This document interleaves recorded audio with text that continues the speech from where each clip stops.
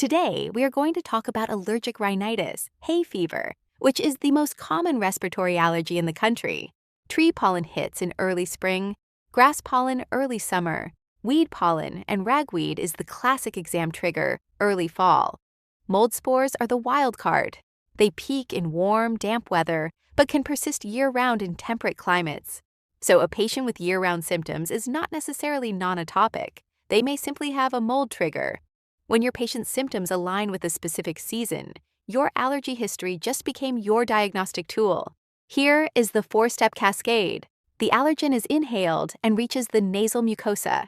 IgE antibodies already sitting on mast cells and basophils immediately bind to it. That cross-linking fires degranulation and histamine is released.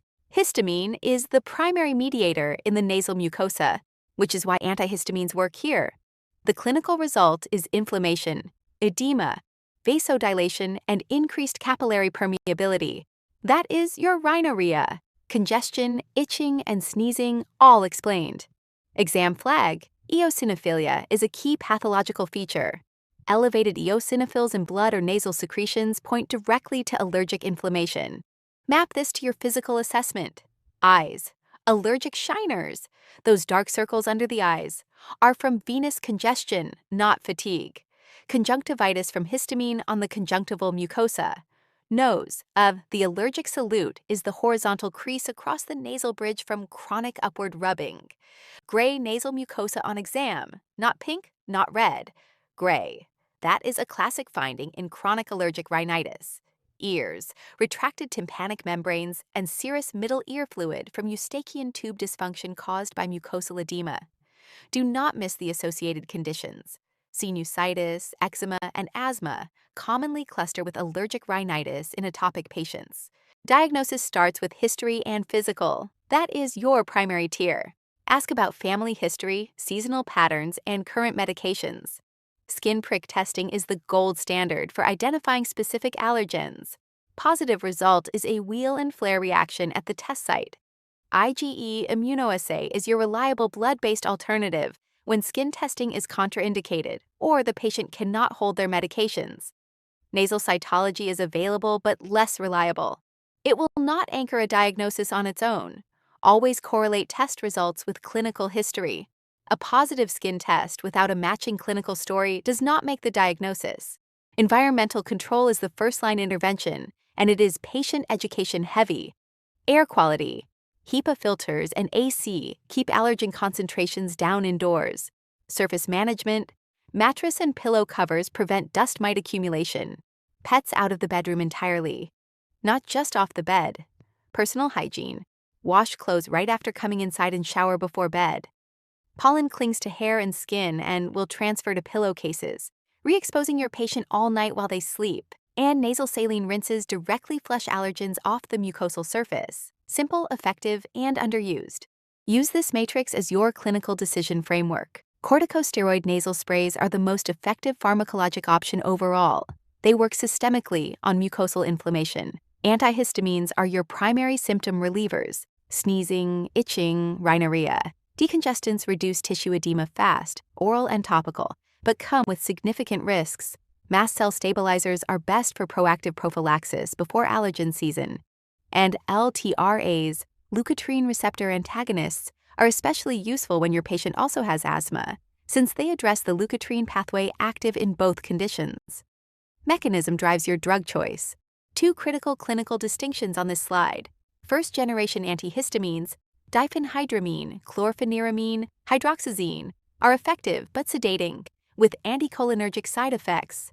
They are specifically risky in older adults: falls, urinary retention, confusion.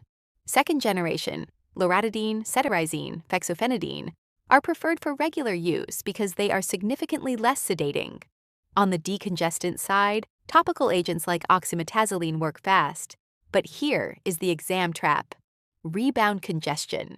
Using oxymetazoline for more than 3 consecutive days causes rhinitis medicamentosa, where the congestion returns worse than before.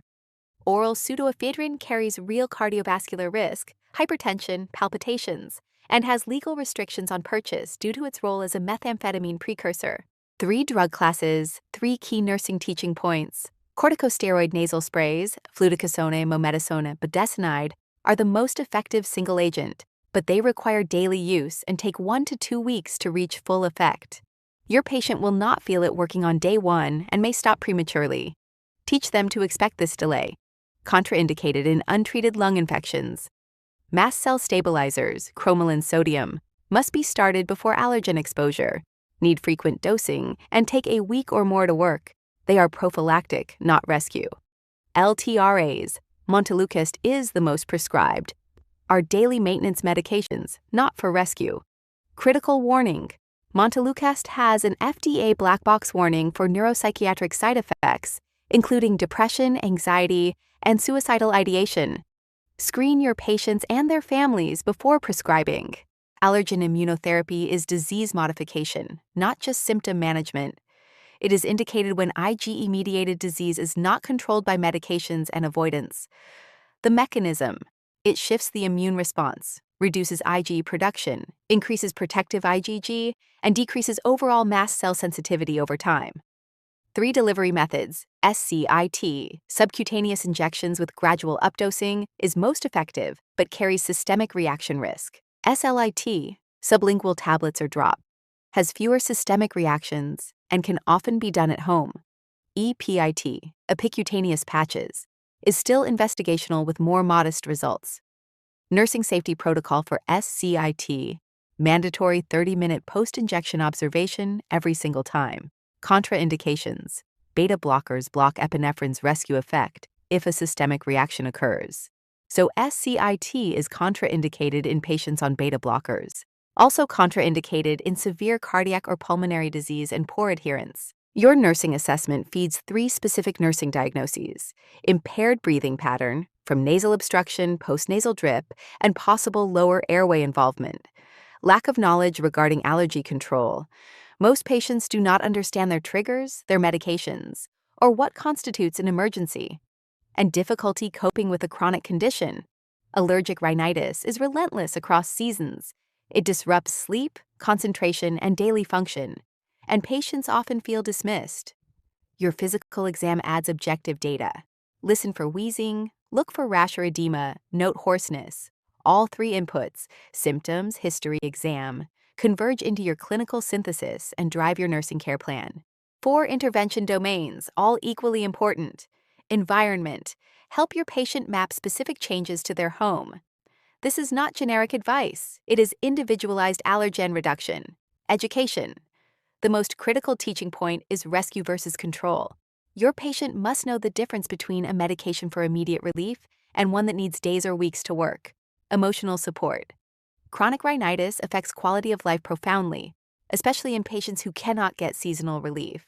Validate that experience and offer structured coping strategies.